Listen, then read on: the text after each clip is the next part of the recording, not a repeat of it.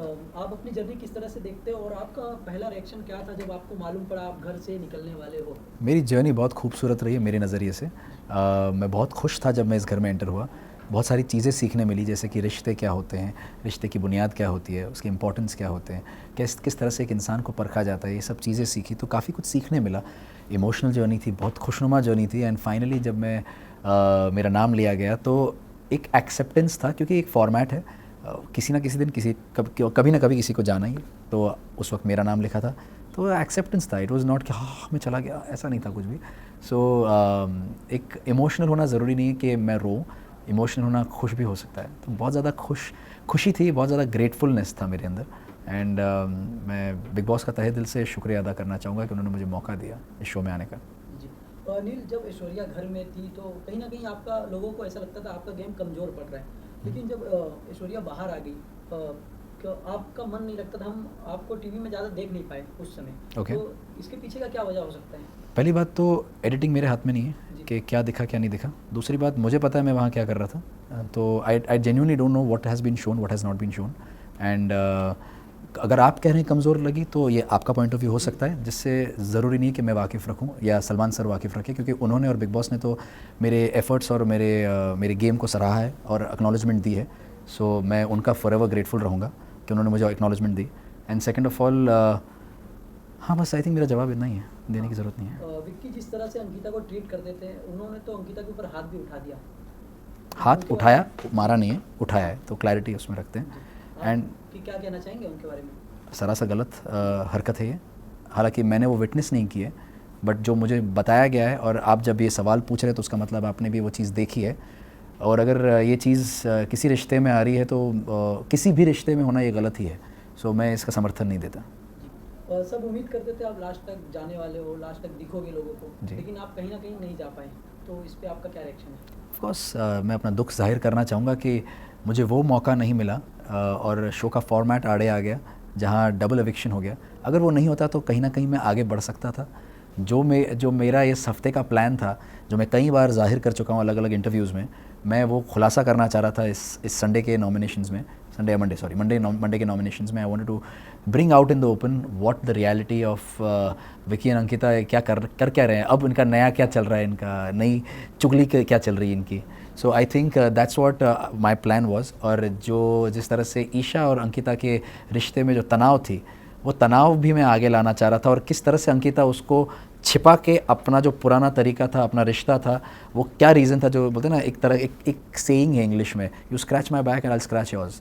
तो वो जो चीज़ जो उनके बीच में चल रही थी वो भी मैं सामने लाना चाह रहा था।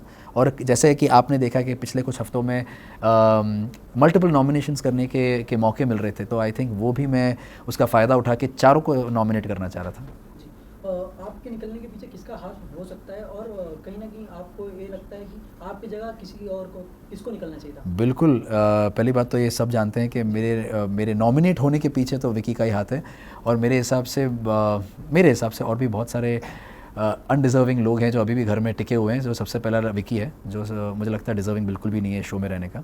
एंड उसके साथ साथ समर्थ, उन दोनों को पहले निकलना चाहिए। उसके बाद Isha, Ankita, they should be out of the house first. Munawar के बारे में क्या कहना चाहेंगे? मुनावर का गेम आपको कैसा लग रहा है? मुनव्वर का गेम, ऑनेस्टली मैंने ये जाहिर किया पहले भी कि कहीं ना कहीं वो जो बोलते थे दूसरों को कि आप एक स्लो स्टार्टर रहे हैं, आपका गेम वीक दिखता है, मुझे आपका गेम दिखा ही नहीं है। तो ये चीज़ का काउंटर मैंने सोचना शुरू किया कि गेम होता क्या है। तो मुझे जहाँ तक समझ में आया कि इस घर में बिग बॉस ने हमेशा रिश्तों को अहमियत दी है, तो मुझे लगता है रिश्ते ही गेम हैं।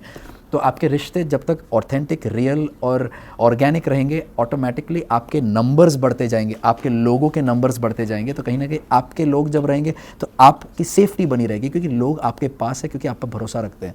लेकिन अनफॉर्चुनेटली विकी और मुनव्वर दोनों शुरुआत से छठे हफ्ते तक नंबर गेम में पड़े हुए थे।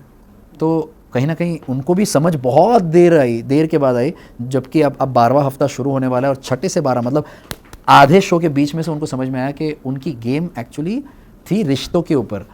फिर भी मुनव्वर समझ गया इस चीज़ को, और वो उस चीज़ से हट गया, मगर विक्की अभी भी उधर ही लगा हुआ है। एंड तो आई वुड से मुनव्वर की गेम एक स्लो स्टार्टर गेम थी, एंड समझ थोड़ी देर से आई about the game of the show. जी।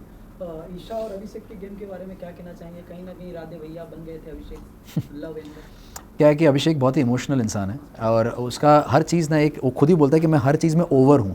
अगर प्यार करता हूँ तो ओवर करता हूँ, गुस्सा करता हूँ तो ओवर करता हूँ, अगर मैं रोता हूँ तो ओवर होता है वो। तो उसने हमेशा ये चीज़ मेंटेन की और हम सब ने ये चीज़ देखी भी है। अनफॉर्चुनेटली उसके इस साइड का फ़ायदा उठाया गया है, जो ईशा और समर्थ ने किया है, बार बार लगातार उसको पोक किया है ताकि वो उसका साइड निकले। मैंने हर बार कोशिश की है, रिंकू जी ने हर बार कोशिश की है कि वो चीज़ ना निकले, वो साइड उसका ना निकले। तो अनफॉर्चुनेटली ऐसे लोग हैं जो किसी के मेंटल हेल्थ का, किसी के इमोशन का, किसी के जज्बात के साथ खेलना उनको पसंद है। आप टॉप 3 में किसे देखते हैं और सलमान सर के बारे में क्या कहना चाहेंगे आप? मैं किसी को भी टॉप 3 में अभी फ़िलहाल नहीं देख सकता, बिकॉज़ बहुत जल्दी है, क्योंकि शो का फॉर्मेट ऐसा है कि कभी भी कुछ भी हो सकता है। और पता चले मैं यहाँ पर 3 नाम लूँ और डबल एविक्शन में 2 नाम निकल लिए तो फ़ायदा नहीं है टॉप 3 का नाम लेने का, अभी फ़िलहाल फ़ायदा नहीं है। जब और थोड़ा और नज़दीक आएगा, लास्ट के 1-2 हफ्ते रहेंगे, तब मैं आपको बता पाऊँगा कि टॉप 3 में कौन जा सकते हैं। और सलमान सर के बारे में इतना कहूँगा कि उनके लिए बहुत रिस्पेक्ट है, उनके लिए बहुत प्यार है। Thank you sir. Thank you so much for having me.